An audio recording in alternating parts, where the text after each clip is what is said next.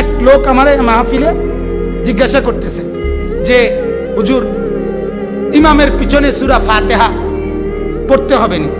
আমি বললাম না, পড়তে হবে না। উনি বলছে হুজুর এটার দলিল। দলিল আমি আনিসুর রহমান। কথা বোঝেন নাই? দলিল কি? আনিসুর রহমান দলিল। হ্যাঁ, এটাই দলিল। কেন আমি দলিল হব না? যদি আমি দলিল না হই, আপনি আমার জিজ্ঞাসা করলেন কেন?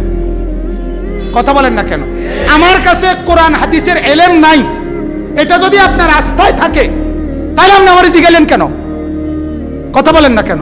আর যদি আস্থা থাকে যে উনি একজন আলেম, কথা বোঝেন নাই, ওনার কথার উপর তাহলে আস্থা নাই কেন?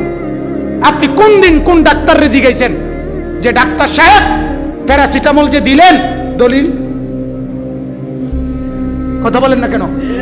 দলিল প্যারাসিটামল যে দিলেন এটা কোন কিতাবে লিখছে যে জ্বর যদি 102 হয় তাহলে নাফা এক্সটেন্ড দিতে হয়? এটা একটু দেখাইলে ভালো হয়। কি ধরেন এটা দিব? ডাক্তারে না, ডাক্তার কি আর দৌড়ে বনি? তো ভদ্রলোক কম্পাউন্ডার যেতে তে দৌড়ে নিবে একটা দৌড়ের লগে মালাই বাঙ্গুরা না, একটা ঠিক গিয়া নিয়ে নবীনগর হেফারে নদী তুলে দিব। যা, তোর মতো রুগীরও দরকার নাই, আমরা ডাক্তারের তোরে প্রেসক্রিপশনেরও দরকার নেই, তুই নিজে চাই ওষুধ খাইয়ে এলো। ঠিক কি না বলে? তুমি খাইয়ে এলো ওষুধ। তাইলে প্রথম আপনাকে আমি পরে বললাম আর কি, ওই মুরব্বীরে মাঝ বয়সী লোককে বুঝাইলাম যে প্রথম কথা হইল আপনি নিশ্চিত হইতে হবে উনি আলেম কিনা। কথা বুঝেন নাই কথা? আর যদি নিশ্চিত হয়ে থাকেন আলেম কিনা, তাইলে আপনি এর উপরে নির্ভর করেন।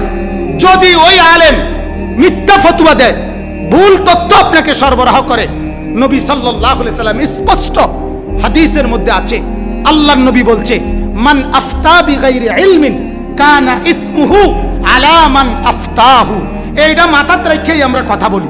নবীজি বলে রাখছে, ও আমার উম্মত শোনো, যে ব্যক্তি এলেম ছাড়া মানুষকে ফতোয়া দেয়, সিদ্ধান্ত দেয়, মতামত দেয়, ওই আমলকারীদের কোনো গুনাহ যদি হয়, ভুল তথ্যের কারণে পাপ যদি হয়, সমস্ত গুনাহ ওই ফতোয়াদাতার কাঁধে বর্তাবে। তাহলে আমি তো এটা দায়ভার নিয়েই আমি বললাম। কথা বোঝেন নাই? আমি এটার আগে দায়ভার নিছি কিনা বলেন না? যে যদি আপনাকে আমি ভুল তথ্য দিয়ে থাকি, যদি আপনাকে আমি মিসগাইড করে থাকি, তাইলে আপনার আমলের ভুল আমলের গুনাহ কার উপরে? আমার উপরে। এটা যে আলেম জানে না, সে ফতোয়া দিবে কেন? সে সিদ্ধান্ত দিবে কেন? আল্লাহ তাআলা আমাদেরকে বুঝার তৌফিক দান করুক।